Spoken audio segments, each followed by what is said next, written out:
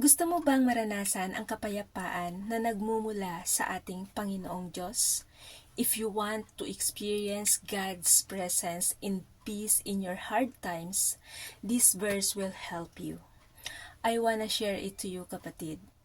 The message of Jeremiah chapter 29 verse 13 is about seeking God with all your heart. Sinasabi ng ating Panginoon sa verse na ito ay, basahin po natin. Sabi dito ay, "And ye shall seek me and find me when ye shall search for me with all your heart." Sa Tagalog, kapag hinanap ninyo ako, ako'y inyong matatagpuan.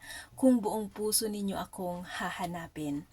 Binibigyang diin ng talatang ito ang kahalagahan ng pagkakaroon natin ng tapat at buong pusong pagnanais na hanapin natin ang Panginoong Diyos. At nangangako na ang mga gumagawa nito ay matatagpuan siya. Hinihikayat nito tayong mga mananampalataya na magkaroon ng malalim, tunay na relasyon sa Diyos at masigasig na hanapin siya upang maranasan natin ang kanyang presensya at patnubay sa ating buhay. Ang purpose ng verse na ito is to encourage us, tayong mga believers, to seek a deep at tunay or totoong relationship with God. Binibigyan din nito ang kahalagahan ng buong pusong paghahanap natin sa Panginoon. This verse serves as a reminder to prioritize and actively pursue a relationship with God, recognizing that He is always available to those who seek Him with sincerity and dedication.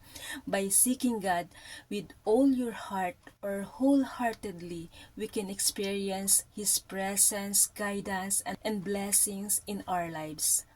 Sa ating buhay Kristiyano, paano ba natin hahanapin ang Diyos sa araw-araw nating buhay? Ang pagsabuhay ng mensahe sa verse na ito, una, ito ay maaaring may kasamang paglalaan ng panahon para sa pananalangin natin or sa prayers natin. Pangalawa, pagbubulay-bulay or meditate of the Word of God. At regular na pagbabasa ng Biblia. Pangatlo, worship Him. The Bible tells us in Psalms chapter 100 verse 2, sabi dito ay, "Serve the Lord with gladness, come before His presence with singing." Napakaganda, no?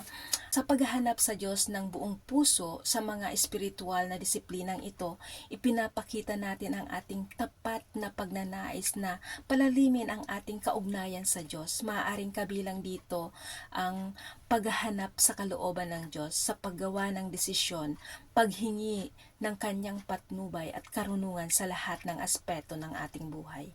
Bukod rito ang aktibong paghahanap ng mga pagkakataong maglingkod sa iba, magpakita ng pagmamahal sa iba at isabuhay ang ating pananampalataya sa pang-araw-araw nating buhay. Sa pamamagitan ng mga gawaing ito, makakaranas tayo ng mas malapit na kaugnayan sa Diyos at sa kanyang presensya sa ating buhay.